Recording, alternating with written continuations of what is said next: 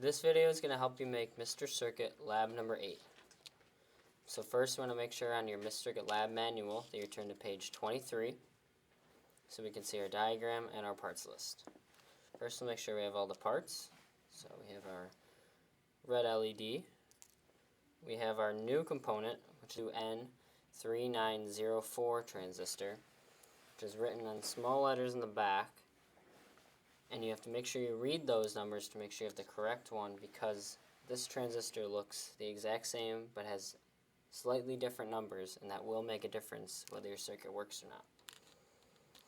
Next we have our resistors. We have our 100 ohm resistor, which is brown, black, brown, gold. We have our 1000 ohm resistor, the brown, black, red, gold. And we have a 100,000 ohm resistor, which is brown, black, yellow, gold. We have our battery snap. And we also have 2 extra wires to make a connection for our switch at the end. And lastly, we have our breadboard, which we're plugging everything into. So first, why don't we start with our battery snap. We can plug in the red lead, where the power is coming into the circuit. And wait to plug in the black lead till a little bit later.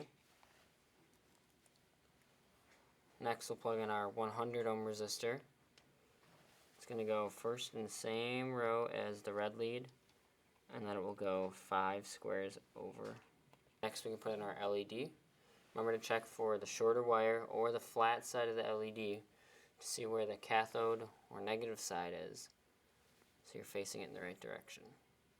We're going to put the positive side in the same row as the resistor here, and the cathode side is going to go 4 squares over. Next we can put in our 1000 ohm resistor.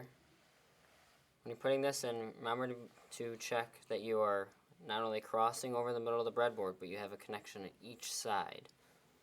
So the first connection is going to go in the same row as the LED.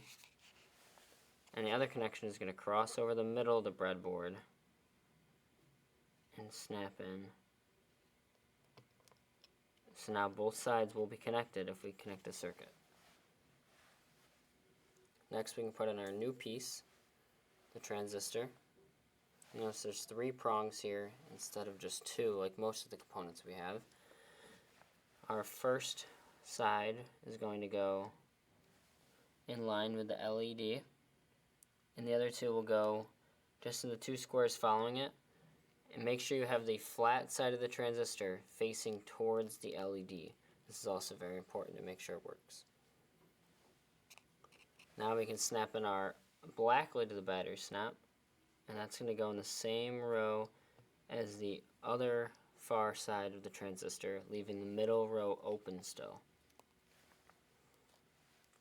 And lastly, we can put in our 2 extra wires, and this will help us make a switch to test our circuit after. So one will go in the middle row of the transistor, and the other wire will go in line with this resistor here that we crossed over the middle with, the 1000 ohm resistor.